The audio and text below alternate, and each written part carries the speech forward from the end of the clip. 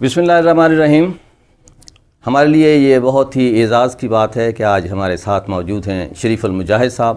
آج کی شخصیت کے بارے میں کہا جا سکتا ہے کہ وہ باقاعدہ پاکستان ہیں، جنہیں دیکھ کر آپ پاکستان کو دیکھ سکتے ہیں، پاکستان کو محسوس کر سکتے ہیں، کیونکہ انہوں نے بھی اپنی زندگی میں پاکستان کو ایسے ہی دیکھا ہے، ایسے ہی محسوس کیا ہے۔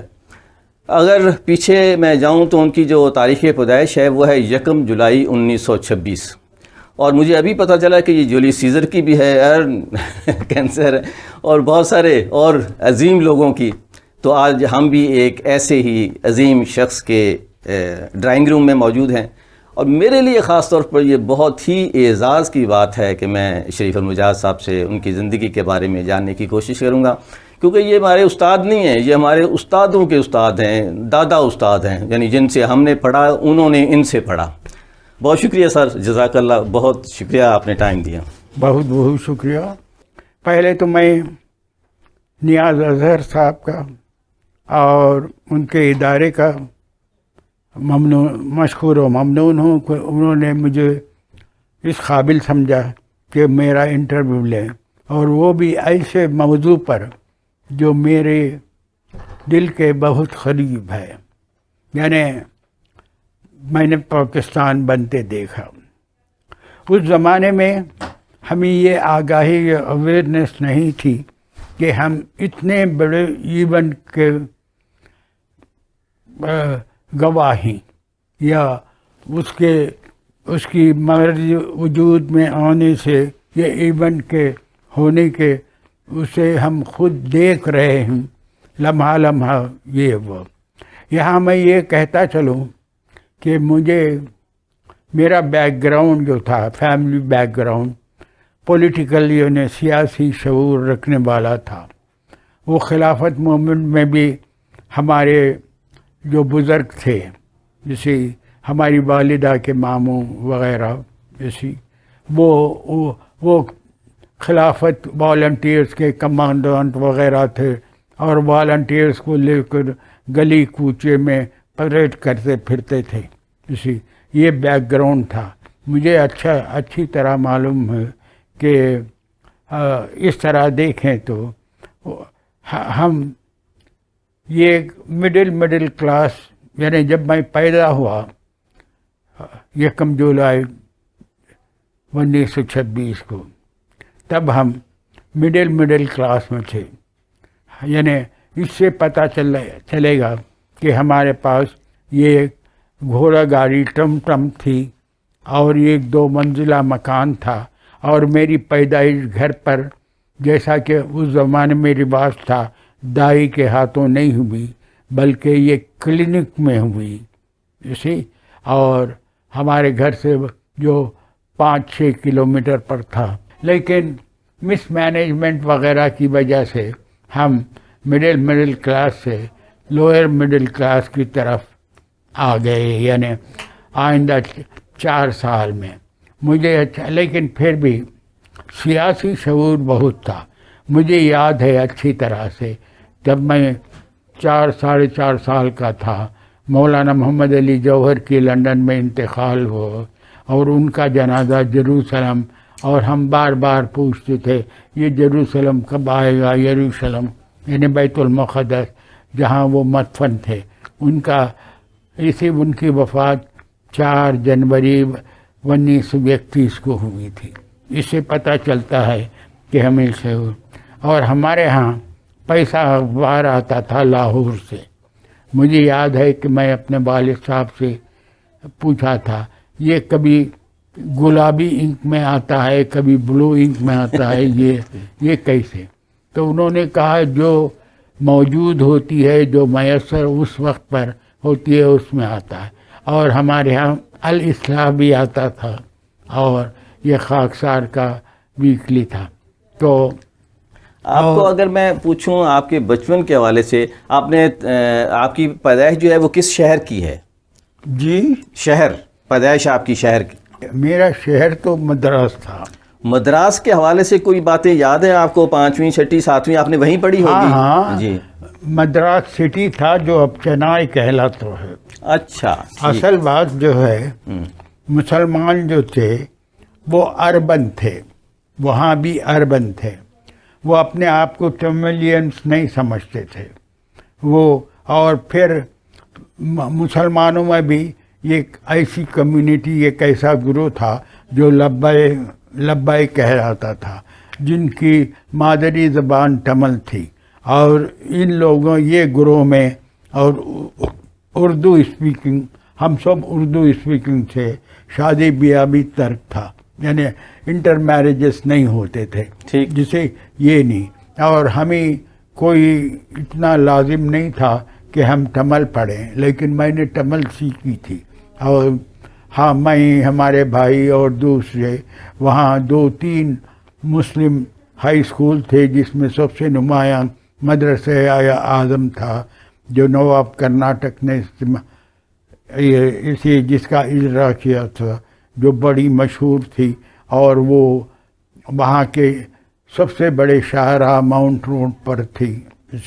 اس کے سامنے بلڈنگ جو تھے یہ خلیلی بلڈنگز تھے، یہ جیسے ہلالی اور آغا شاہی وغیرہ، یہ سب خلیلی ہیں. جی ٹھیک.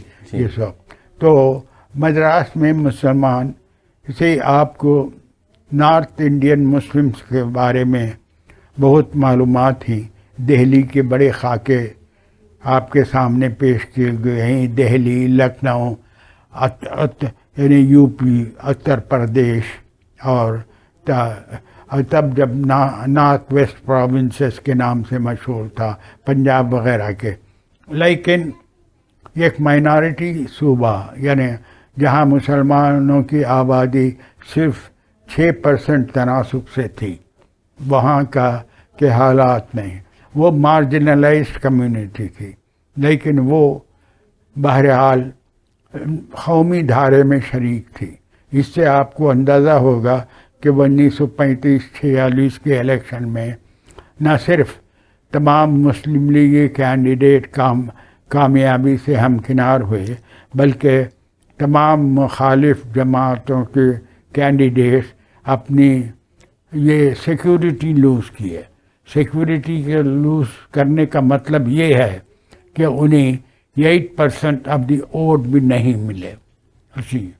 میں تو وہ اس میں شریک نہیں تھا، لیکن میرے بڑے بھائی اس میں بائی الیکشنز وغیرہ میں کیمپین پر گئے تھے.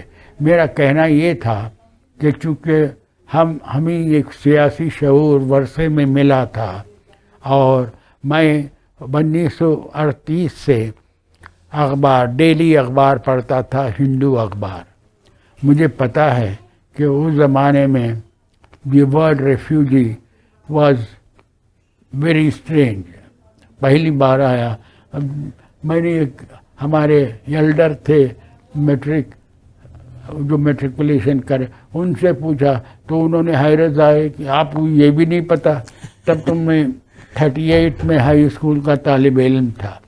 لیکن ہمارا ذہن، چونکہ آل انڈیا اخبار ہندو پڑھتے تھے، تو اس لیے ہمیں یعنی مین اسٹریم پالیٹکس سے، پولیٹیکل مین اسٹریم سے ہمیں واقفیت تھی.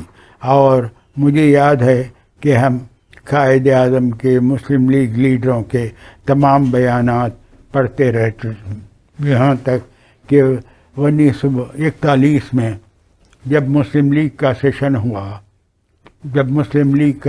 ہوا تو میں نے تمام سیشن سے اٹینڈ کیے، بہت پر سیشن میں حصہ لیا، اور قائد اعظم کو بہت قریب سے کئی وقت دیکھا، اور جتنے ان کے تقاریر وغیرہ تھے وہ ہم نے سنے، اور وہ ہمارے ذہن پر نقش ہے. تو اس پہلی دفعہ آپ نے قائد اعظم کو کب دیکھا تھا؟ 1941 کہاں آئے تھے وہ؟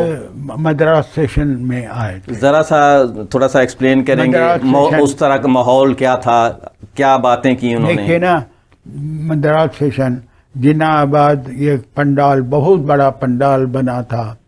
خیال نہیں تھا کہ مدراس میں اتنے کم تعداد میں مسلمان ہی 6% وغیرہ وہ بھر جائے گا، لبالب بھر گیا. اور پروسیشن بھی بہت بڑا پروسیشن تھا. قائد اعظم آتے ہوئے بیمار ہو گئے تو وہ ایمبولنس کے ذریعے وہ گھر بھیج دیے گئے، اور ان کی جگہ پروسیشن میں راجہ آف محمود آباد نے ان کی یعنی ان کو ان کی جگہ پہ ریپرزینٹ بات کیا. کی. جی اور اسی شام کو راجہ آف محمود آباد نے پرچم کشائی کی. یہ قائد اعظم کو کرنا تھا لیکن وہ صحت کے باعث اسی یہ میرا اپنا خیال ہے 14 اپریل وغیرہ کو ہوا، یا 11-12 اپریل کو. دوسرے دن ہفتے کا دن دوپہر میں قائد اعظم کو ایڈریس کرنا تھا. وہ ضرور آئے اور 10 منٹ کے لیے ایڈریس کیا انہوں نے انگریزی میں، اور یہ 4-5 جملے اردو میں. انہوں نے کہا چونکہ ان کی طبیعت خراب ہے، یہ ہے وہ اس یعنی ہفتے کے دوپہر کے بجائے پیر کے سویرے وہ فرسٹ سیشن میں یعنی صبح کے سیشن میں تقریر کریں گے. اور جب کسی وہ شیروانی اور اپنی اچکن میں اور جنا کیپ میں ملبوس تھے، اور پیر کو جب وہ کھڑے ہوئے 2 گھنٹے انہوں نے مسلسل تقریر کی، اور ایکسٹمپریٹ تقریر کی. یعنی آپ تھے اس وقت موجود تھے اس تقریر میں؟ جی اس 2 گھنٹے کی تقریر آپ نے سنی وہ؟ ہاں ہم تو پہلے سے جا کر وہاں بیٹھے ہوئے تھے، اسی 1 گھنٹہ پہلے سے بیٹھے ہوئے تھے. اس تقریر کے کچھ بنیادی نکات کچھ آپ بتائیں. بنیادی نکات یہی ہیں کہ لاہور میں یہ ریزولیشن پاس کیا گیا کہ مسلم میجارٹی ایریاز کو الگ کر کے وہاں خود مختار حکومت بنایا جائے. یہ ریزولیشن کی شکل میں تھا، لیکن مسلم لیگ کے کانسٹیٹیوشن کے مطابق کوئی ریزولیشن 1 سال گزرنے سے پہلے اس کا آبجیکٹیو نہیں بنتا تھا، اور مدراس سیشن میں اسے پیش کر کے اس پر کنفرمیشن لے کر اس کا اسے مسلم لیگ کا گرینڈ آبجیکٹیو بنانا تھا. لوگ یہ ہر وقت کہتے ہیں کہ لاہور سے مسلم لیگ کا یہ گرینڈ آبجیکٹیو بن گیا، لیکن constitutionally it did not, because اسے 1 سال کی میعاد جو مدت ہے پوری کرنی تھی. اور وہ ریزولیشن اس سیشن میں لیاقت علی خان نے پیش کیا، اور اس میں تھوڑی بہت ترمیم کے ساتھ ٹوگیدر لکھ دیا، اسی تاکہ یہ اسٹیٹس جو ہیں ایسٹ پاکستان یعنی نارتھ ویسٹرن انڈیا اور ایسٹرن انڈیا دونوں مل کر ایک ساتھ رہیں گے. نہیں تو پہلے خیال یہ تھا کہ شاید 2 فیڈریشن ہو، 2 یہ ہو. جی. اور اس طرح سے مدراس بڑی اہمیت کا حامل ہے کہ وہاں جا کر یہ ریزولیشن مسلم لیگ کے گرینڈ آبجیکٹیو کے طور پر نمودار ہوا اور پیش کیا گیا. اور جیسا کہ ہے اسی اسٹیٹس مسلم لیگ کا اجلاس بھی ہوا، اور اجلاس کے اختتام پر کئی ریزولیشنز پاس ہوئے. اور اس کی بنیادی بات یہ ہے کہ وہاں یہ مسلم لیگ سیشن میں جی ڈراویڈین لیڈرز شریک ہوئے. ایسے نان برہمن ڈراویڈین لیڈر ای وی رامسامی ایئر جو ڈراوڈ کزکم کے بانی تھے، جو آج کل یہ آئی ڈی ایم کے کہلاتی ہے، اس کے فاؤنڈرز میں سے تھے. He was the founder. انہوں نے یہاں مسلم لیگ سیشن میں نہیں، لیکن اس موقع پر ڈراوڈستان کا خاکہ پیش کیا. تو اس طرح سے مسلم لیگ کو بھی تقویت ملی. جب وہ مسلم انڈیا کو الگ کرنے کی بات کرتے ہیں تو نان برہمن ڈراویڈینز یہ چاہتے تھے سپریشن، اور ان کے تمام لیڈرز CR ریڈی وغیرہ سب یہ جلسے میں شریک ہوئے، اور بہت بڑی تعداد نان مسلمس کی لیڈروں کی اس جلسے میں ڈیس پر موجود تھی. تو اس 1941 سیشن کا یہ بڑی خصوصیت ہے کہ اس نے ساؤتھ کے لوگوں کو اپنے حقوق منوانے کے لیے تیار کر دیا، سائیکولوجیکلی پریپیئرڈ کر دیا. اور اس کے بعد قائد اعظم اسی کئی دن کے بعد اٹاکمنڈ گئے، اوٹی ہل اسٹیشن تھا، وہاں تھوڑا بہت آرام کیا، اس کے بعد پھر نکلے. اور اس کے بعد اسے تمام آل انڈیا لیڈرز مدراس آتے رہے. لیاقت علی خان تو اس میں تھے، قاضی محمد عیسیٰ، فضل الحق، میں خود یہ جلسوں میں شریک ہوا ہوں، اور چودھری خلیق الزمان وغیرہ. اور یہ پرچار کرتے رہے. اور مسلمانان مدراس سالڈلی مسلم لیگ کے پیچھے تھے، اسی لیے انہوں نے 45-46 میں ایسی کامیابی حاصل ہوئی. اور یہ مسلم لیگ سیشن نے وہاں کے مسلمانوں کے نوجوانوں میں یہ انقلاب پیدا کر دیا، یہ نئی آگاہی کی لہر دوڑا دی، جس کے نتیجے میں ہم لوگ 1941-42 سے ایک چھوٹا سا ادارہ ہم نے قائم کیا جس کا نام تھا دا ریفارمسٹ. اور ہم ہر ہفتے کی شام کو ملتے تھے اور سیاسی موضوعات پر ڈسکشن ہوتا تھا اور آل انڈیا پالیٹکس پر ڈسکشن ہوتا تھا. اور ہم نے یہ کام کیا وہ آئندہ 5 سال میں 1942 to 47 مسلم لیگ آرگنائزیشن میں مدراس میں جو فیکشنز تھے، 2 فیکشنز میں بٹ گئے تھے، ان کو ایک پلیٹ فارم پر لانے میں مجبور کیا.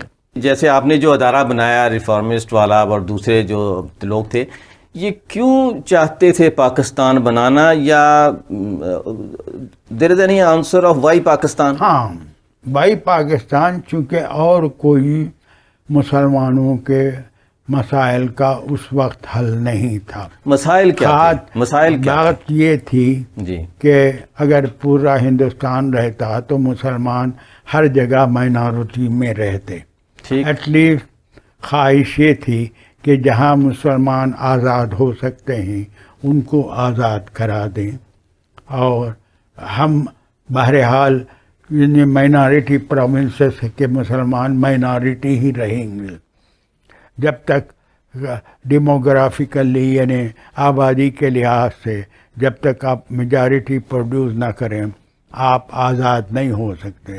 اور وہاں کوئی طبقہ نہیں تھی مائنارٹی پروونسز. اسے یو پی میں 14-15% تھے، مدراس میں 6% تھے، اڑیسہ میں 4% تھے، اور یہ بامبے میں 20% وغیرہ تھے، اور بہار میں ایسے ہی تھے.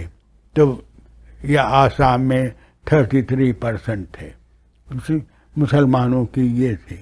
تو مسلمان یہاں کبھی اپنی حکومت تو قائم نہیں کر سکتے، اور اپنی حکومت اس لیے قائم کرنا چاہتے ہیں کہ انہوں نے 1937 اور 1949 یعنی 1937-39 کے درمیان کانگریس نے جو پہلے 6 بعد 8 پروونسز میں اپنی صوبائی حکومت بنائی، اس میں انہوں نے مسلمانوں کے ساتھ کیا رویہ اختیار کیا، ان کی کلچر کو، ان کی زبان کو، ان کے سمبلز کو، سب کو اسے دبانے کی اور التوا میں ڈالنے کی کوشش کی.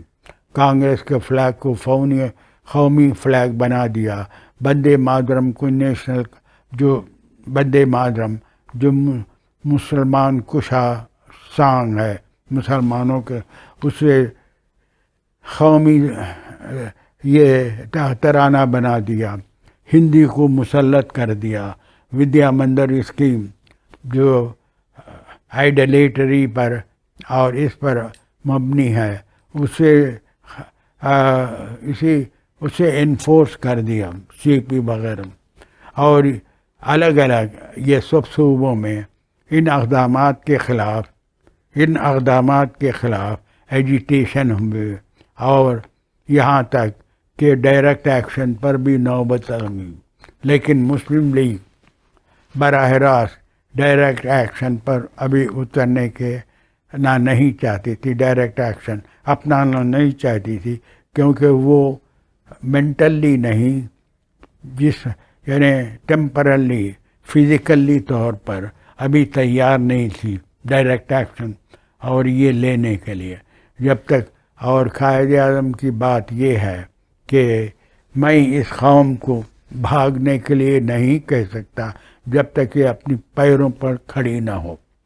یہ انہوں نے اقبال کو کہا تھا، علامہ اقبال کو، جب انہوں نے 1936-37 میں اپنے خطوط میں کہا تھا کہ آپ کیوں نہیں ڈکلیئر کر دیتے کہ سیلف ڈٹرمنیشن مسلم میجارٹی ایریاز، یہ تو بخور اسی نون میں یہ اس کے جو کیا نام تھا وہ جو صحافی تھے جو ان کے اقبال کے پرائیویٹ سیکریٹری کے طور پر کام کرتے تھے، انہوں نے اپنے حافظے کے طور پر کہا کہ قائد اعظم نے ایک خط میں اقبال کو یہی لکھا تھا.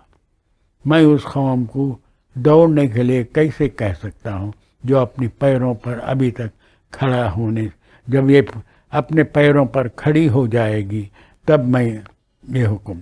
اسی لیے قائد اعظم نے انتظار کیا 1940 تک کہ مسلمان اور مسلم انڈیا مضبوط ہو جائے. مسلم انڈیا تھرڈ سائڈ، ایک تیسری قوت کے طور پر پورے ہندوستانی اسی لینڈسکیپ پر ابھرے. اگر یہ ابھرتی ہے، اسی تھرڈ فورس بن جاتی ہے.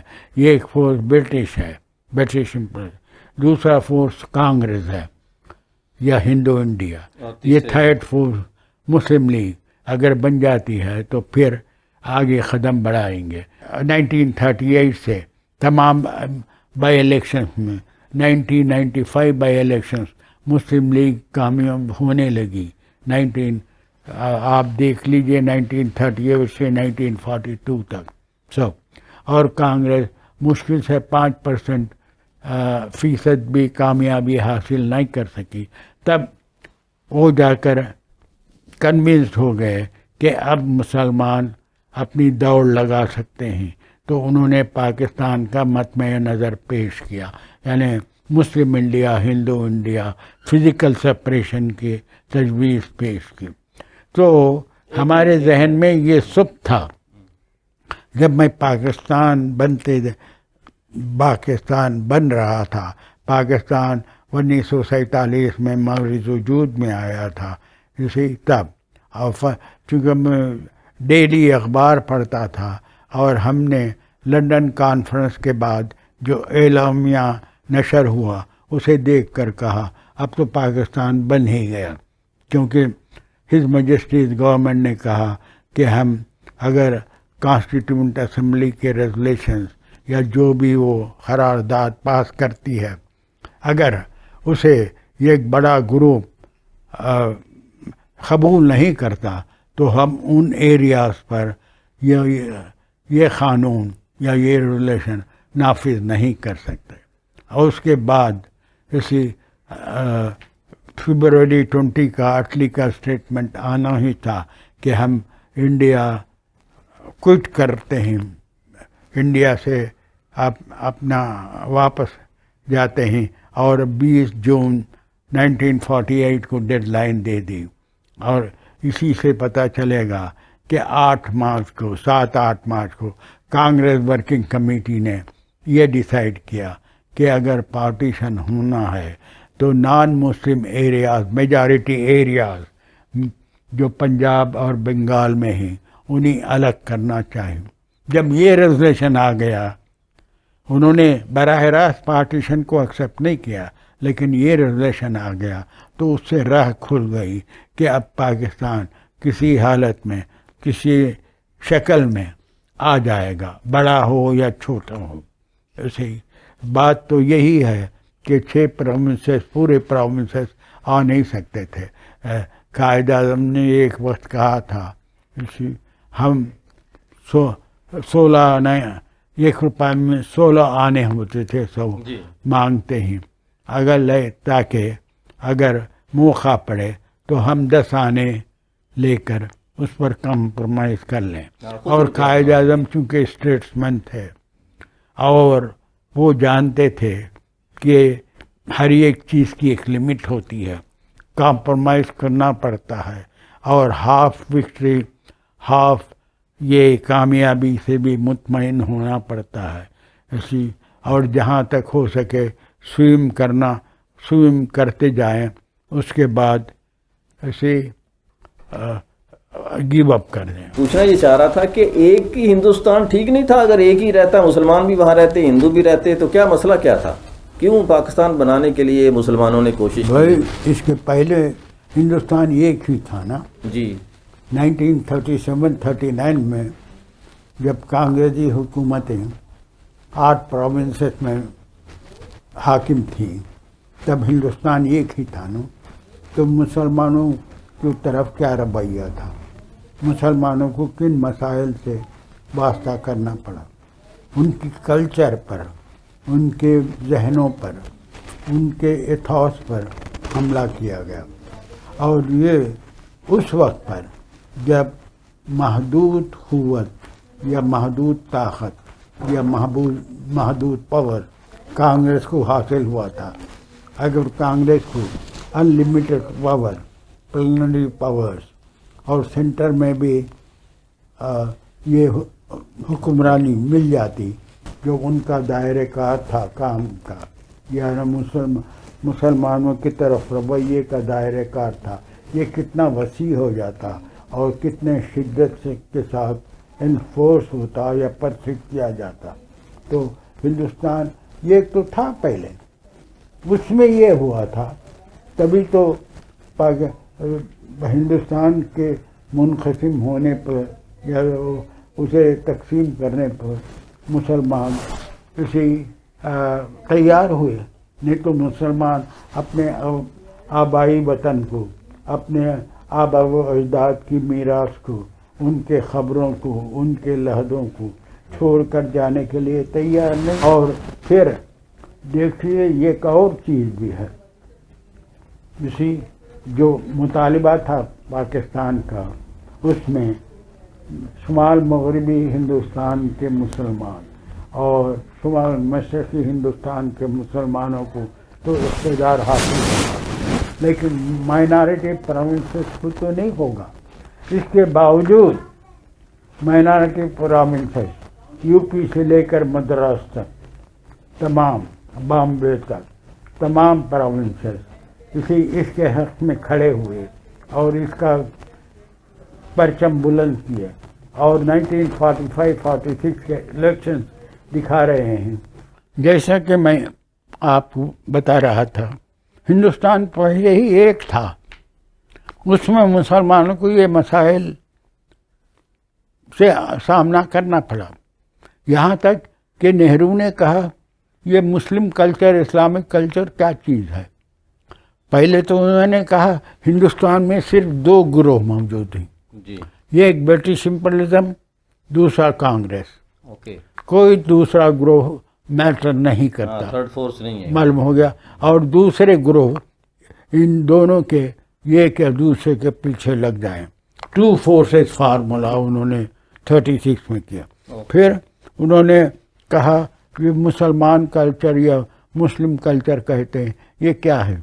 یہ قسم کا پائجامہ اور ایک قسم کا لوٹا جس کا یہ اس طرح ہو، ان تضحیک آمیز الفاظ میں انہوں نے مسلمانوں کو مطالبے کو کہ مسلم کلچر کو تحفظ دیا جائے رد کر دیا۔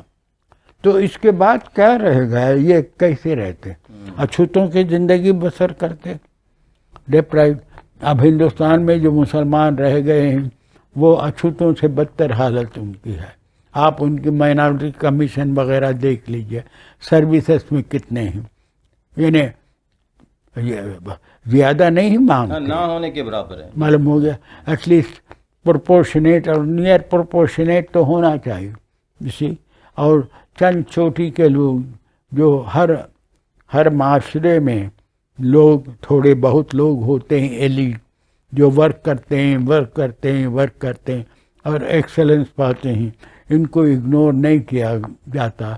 تو ان لوگوں کو لے کر کانگریس نے ہندوستان میں کام چلایا. جیسے چند مسلمان تھے جن کو لے کر، لیکن انہی کی گواہی آپ دیکھ لیجئے. ابوالکلام آزاد نے کیا لکھا، اسی رفیع احمد خدوائی، قائد اعظم تو چاہتے تھے کہ وہ پاکستان آ جائے. یہ بھگپت کے جو یہ ہیں، انہوں نے کہا وہ قائد اعظم لیاقت علی خان ان کے پیچھے تھے کہ وہ آ جائے، کیونکہ وہ راست باز تھے، وہ ایفیشینٹ تھے، وہ سب تھے. تو ایسے، اور انہوں نے ابراہیم جو کانگریس جوائن کر لیا تھا 37، ان کو بھی آفر پیش کی. انہوں نے کوئی یہاں ڈسکرمنیشن استعمال نہیں کیا، کانگریس، مسلم لیگ وغیرہ کر کے. یہ ایک وقت پاکستان بن گیا تو انہوں نے ان سب کو، جو ٹیلنٹڈ لوگ تھے، تبھی تو ظفر اللہ وغیرہ کو بنایا، دوسرے لوگوں کو بنایا، دوسرے لوگوں کو آفر کی. تو جہاں تک قائد اعظم کا تعلق ہے، he started with know baggage. اسے انہوں نے کہا پاسٹ، اسی پاسٹ کو امیڈیٹ پاسٹ کو بھول جائے اور ہم ایک نیا باب شروع کریں گے. دیٹ ول بی، اب ہندوز اور مسلمس والی بات نہیں ہے، اب 2 نیشنز والی بات ہے. Indian nation and Pakistan, you belong to, یعنی اب آپ ہندو اور مسلمان کی تفریق نہیں ہے آپ میں، بلکہ ہندوستانی ہونے کے ناطے ہندوستانی قومیت کے رکن یا پاکستانی قومیت کے رکن. تبھی تو انہوں نے اگست 7 کی جو اپنے پیغام میں ہندوستانی مسلمانوں کو کہا کہ بھائی اب یہ بھول جائیے، اپنے انڈین ڈومینین کو پوری طرح اپنی لائلٹی، وفاداری سے لبریز کیجیے. اور 11 اگست کو پاکستان میں کہا کہ کوئی بھی ہو جو پاکستان میں بستا ہے، اس ٹیریٹری میں رہتا ہوں، وہ فل فلیش سٹیزن ہے، اس کو تمام حقوق حاصل ہیں، equal rights, equal privileges and equal obligation, ذمہ داریاں بھی پوری ہیں. یہاں میجارٹی مائنارٹی کی بات نہیں ہے. تو قائد اعظم تو اسٹیٹسمین لائک ایٹیٹیوڈ، اسٹیٹسمین کی طرح ایٹیٹیوڈ اختیار کیا. اگر ان کی بات تب مان لیتے ہندوستان پوری طرح سے، تو یہ خون خرابہ نہ ہوتا اور ہندوستان اور پاکستان اس طرح سے اسے ان کے ایک دوسرے سے تعلقات اتنے گمبھیر نہ ہوتے اور اتنے تلخ نہیں ہوتے.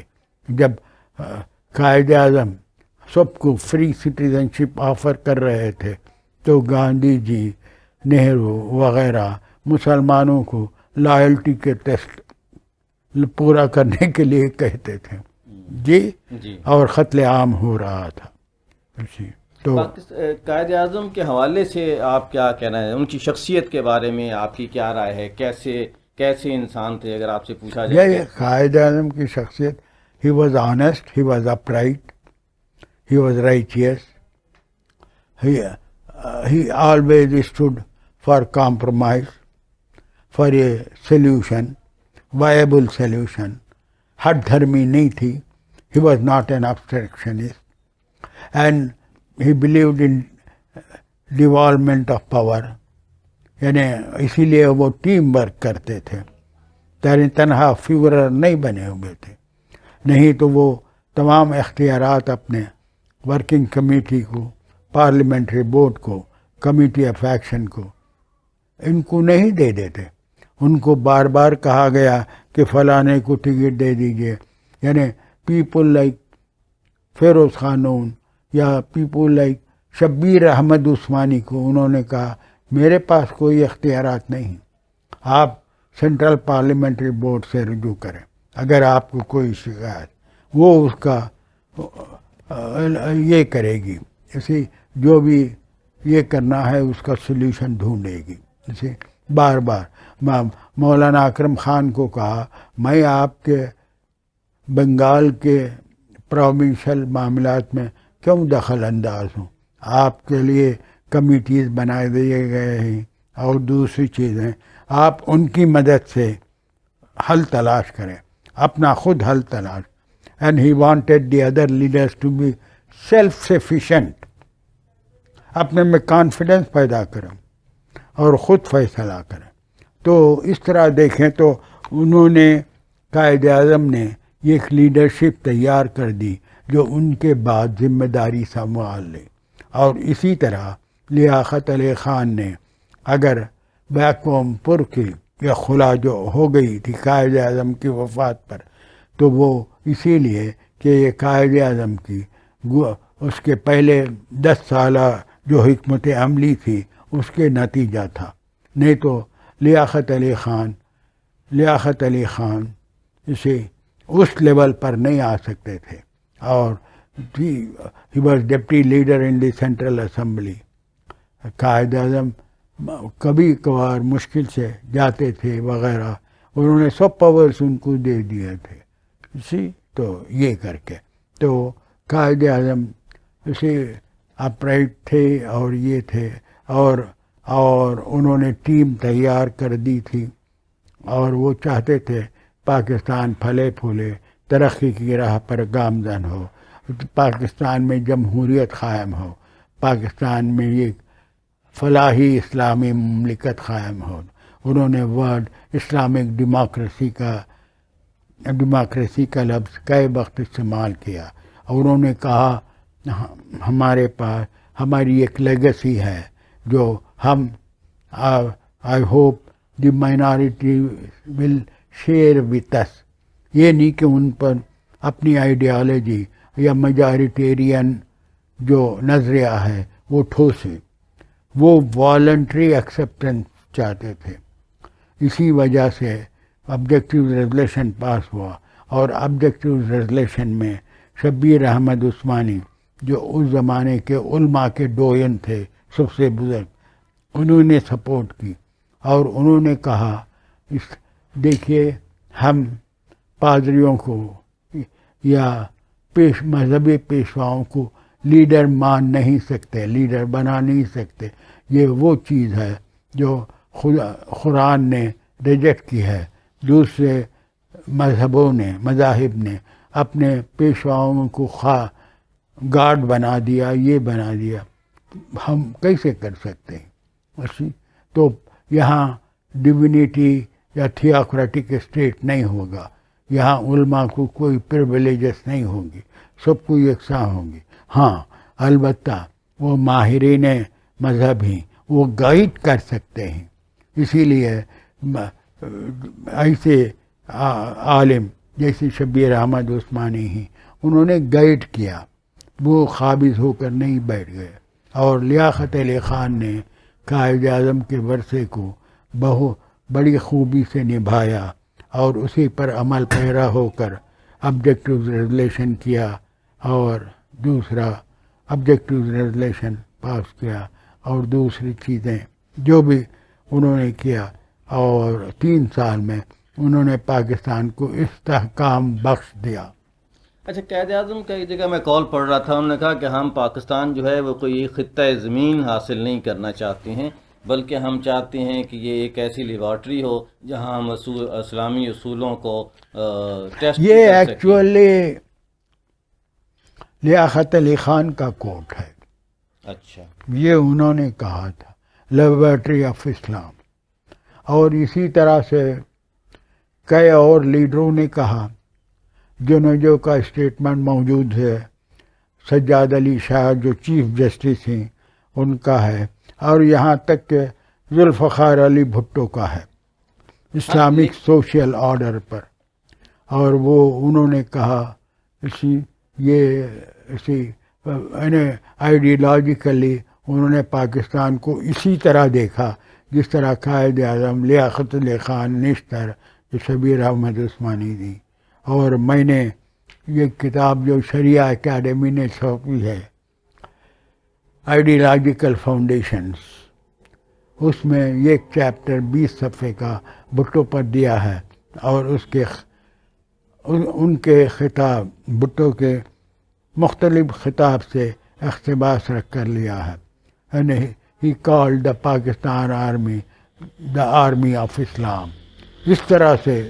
اور he said قائد اعظم کیسا پاکستان چاہتے تھے؟ جی قائد اعظم کیسا پاکستان چاہتے تھے؟ یہ قائد اعظم نے ہر وقت یہی کہا، ان کا اسٹیٹ بینک کا ایڈریس دیکھ لیجئے. دوسرا یہ اس فلاحی اسلامی مملکت، اور جب ان سے پوچھا گیا کہ قانون کیا ہوگا، کوئی ایسا ہے؟ Islamic social welfare state. اور انہوں نے اس کے ایلیمنٹس یہ کر دیے کہ آپ کسی فار انسٹنس فیکٹری اونرز اپنے ملازمین کے بچوں کی تعلیم کا، ان کے خاندانوں کی صحت کا انتظام کرے. ولی کا اسٹیل میں، ولی کا آئل ملز میں تقریر کرتے ہوئے اس طرح سے انہوں نے کہا فارمرز کو ٹھیک سے اجرت ملے اور سبسڈیز دیا جائے، انڈسٹریل ورکرز کی شرح آمدنی مناسب ہو. یہ انہوں نے کئی economic ideas of Quaid Azam ہیں. اس پر بھی میں نے لکھا ہے، جو پیگڈ Pakistan institute of development economics کے 2001 کے سیشن میں، 2002 کے سیشن میں میں نے پیپر دیا تھا، اور اسی سال ان کے جرنل میں چھپا ہوا. تو قائد اعظم یہ جمہوری اسلامی فلاحی مملکت چاہتے تھے. اچھا، یہ نعرہ جو ہے پاکستان کا مطلب کیا، لا الہ الا اللہ، یہ میں نے نہیں سے سنا، پہلے کبھی سنا؟ یہ میں نے نہیں سنا. پاکستان بننے کے بعد بنا لیا گیا؟ نہیں، میرے خیال سے لوکل لیول پر، کمیونٹی لیول پر یہ ریس کیا گیا ہوگا، لیکن یہ پورے ہندوستان پر اس کی چھاپ نہیں پڑی کہیں بھی. پاک پٹن میں کہتے ہیں ہمارے ڈاکٹر اسم زمان وغیرہ یہ نعرہ لگایا گیا، ہو سکتا ہے، ہم ڈینائی نہیں کرتے اسی.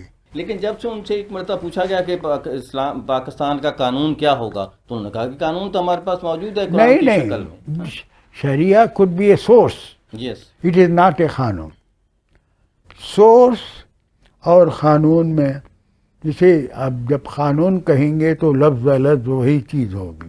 ٹھیک.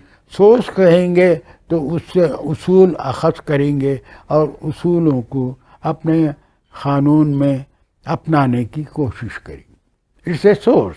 ٹھیک ہے. It's a big source. یہ تو ہے. جیسے ابھی بھی جو قانون موجود ہے پاکستان کا، تو اس میں تو پہلا شک یہی ہے کہ اس میں کوئی قانون جو ہے وہ اسلام کی روایت کے خلاف نہیں بن سکتا. نہیں. ٹھیک. آخر میں یہ چاہتا ہوں کہ ہماری جو نئی نسل ہے اس کے لیے آپ کی کوئی بات کی، یہ آزادی جو ہے، یہ پاکستان جو ہے. بھائی آزادی ایک بے بہا نعمت ہے.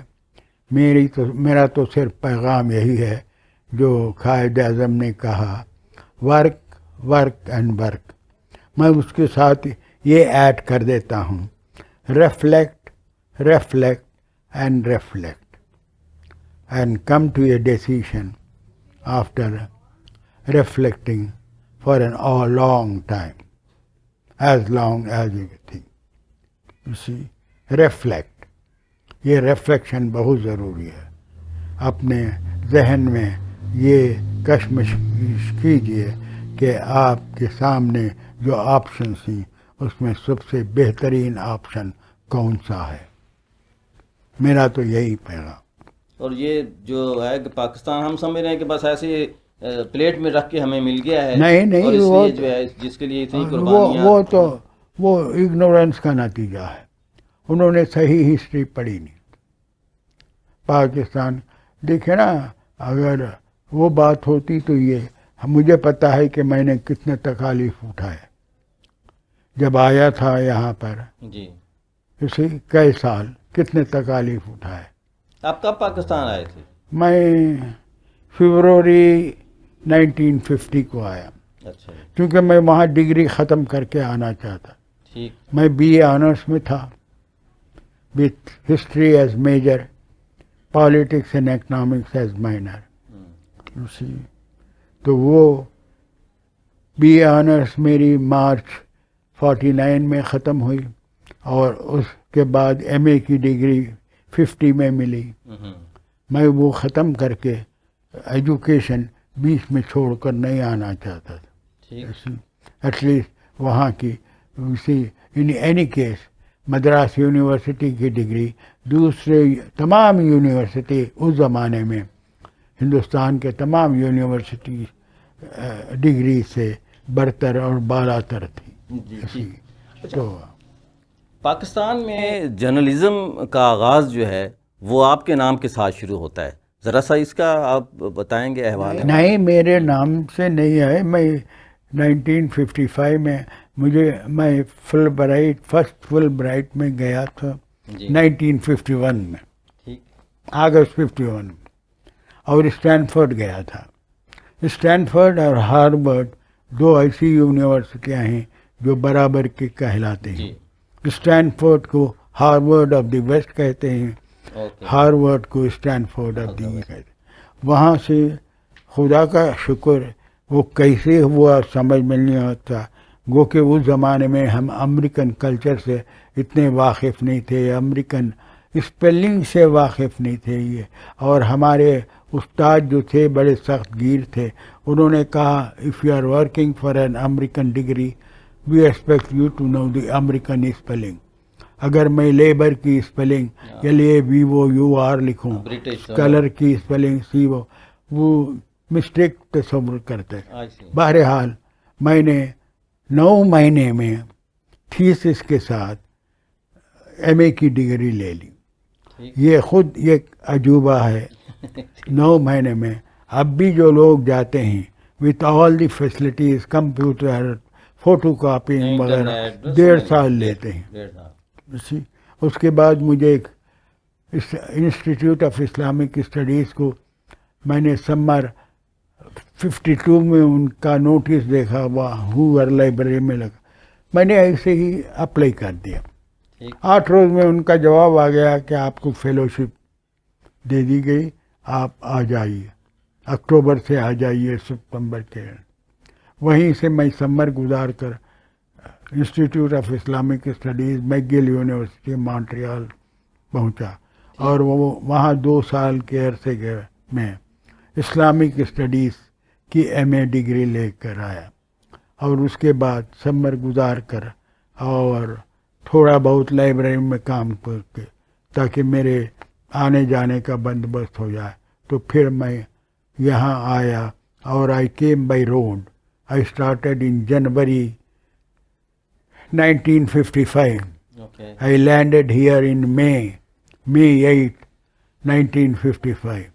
اور خدا کا شکر ہے، وہ کہ میں تو ریڈر ہی کے لیے تھا، خدا کا شکر ہے پھر بھی مجھے سمجھ آئی. میں نے اپلائی کیا تھا کراچی یونیورسٹی اور انٹرویو کے لیے گیا تھا. انہوں نے سینئر لیکچرر کے طور پر مجھے اپوائنٹ کر لیا میکسیمم دے کر. ٹھیک. وہ کہہ رہے تھے. کون تھے اس وقت یہاں وائس چانسلر یا ہیڈ آف دی ڈپارٹمنٹ؟ نہیں، کوئی نہیں تھے. وائس چانسلر یہ BA حلیم تھے، ڈین محمود حسین تھے. ڈپارٹمنٹ قائم ہوا میرے تقرر کے بعد. ہاں وہی. میں نے 16 اگست 1950. پہلا ڈپارٹمنٹ تھا میس کام کا یا جرنلزم؟ پہلا ڈپارٹمنٹ پنجاب میں تھا، یونیورسٹی میں. وہ پری پارٹیشن سے چل رہا تھا، یوں ہی چلتا رہا. وہ بھی ڈپلوما دیتے تھے، لیکن ہم نے جدید طریقوں سے کریکولم بنایا، چونکہ میں تبھی امریکن ڈگری لے کر آیا تھا اور میرے پاس پروفیشنل ایکسپیرینس بھی تھی. میں نے مدراس میں بھی ایک ویکلی میں 2 سال کام کیے تھے، اور یہاں آ کر السٹریٹڈ ویکلی اور سول اینڈ ملٹری گزٹ میں کوئی 1 سال کام کیا تھا یہاں. یعنی یہاں پاکستان میں آمد اور یو ایس کو روانگی کے درمیان، تو دونوں چیزیں تھیں. تو خدا کا اسی لیے لوگ کہتے ہیں. تو ہمارا ڈپلوما تھا، اور ہمارے ڈپلوما سے جو فارغ شدہ لوگ تھے انہوں نے بڑے بڑے پوزیشنز حاصل کیے. اب ڈان میں محمد علی صدیقی ہی جو اسسٹنٹ ایڈیٹر ہیں. نہیں وہ محمد علی صدیقی نہیں، اچھا وہ ان کا یہ دوسرے محمد علی صدیقی. اب بھی آتا ہے ان کے آرٹیکل. وہ ایریل والے کا انتقال ہو کر 2 سال ہو گئے، 2-3 سال.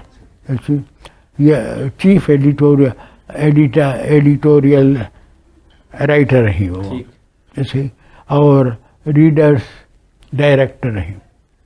کل ہی رات ان سے بات ہو رہی تھی. ایسے ہی محمد علی صدیقی. یہ آرشجی تھے، لاہور اسٹیشن ریڈیو اسٹیشن کے ڈائریکٹر تھے. اسی شاہدہ قاضی ٹیلی ویژن میں نیوز ایڈیٹر تھی. اس طرح بہت خاصے. ضیاء الدین ہے، ایکسپریس میں آ گئے تھے ایڈیٹر، اب پتہ نہیں کہاں. اور ڈان کے ریسیڈنٹ ایڈیٹر اسلام آباد تھے. رضیہ بوندرے، اسے ریحانہ حکیم. میں نام لوں تو دیکھیں گے یہ سب میڈیا پر اور دوسرے اس میں چھائے ہوئے ہیں. اچھا، آج کل جو میڈیا ہے، میں آخری بات، اصل میں بات آپ سے بات سے نکلتی رہتی ہے، آج کا جو میڈیا ہے اس سے کس حد تک یہ اتنا جو مادر پیدر آزاد ہو گیا ہے، کچھ اسٹوڈنٹس کو اور میڈیا کو آپ کچھ کہنا چاہیں گے؟ بھائی کیا کہیں، کس کو کیا کہیں. صرف یہ ایک چیز میں کہہ سکتا ہوں، جی سر. لا قانونیت، بے ضابط کی اور بے قاعدگیوں سے اجتناب کریں. ٹھیک. قاعدے اور قانون میں رہ کر اپنا کردار ادا کریں. میں تو صرف یہی کہہ سکتا، کس چیز کو پوائنٹ آؤٹ کروں. ٹھیک ہے سر، بہت شکریہ جی، جزاک اللہ. کوئی نہیں بہت شکریہ. آپ کچھ کہنا چاہیں تو تب بھی بس بہت شکریہ.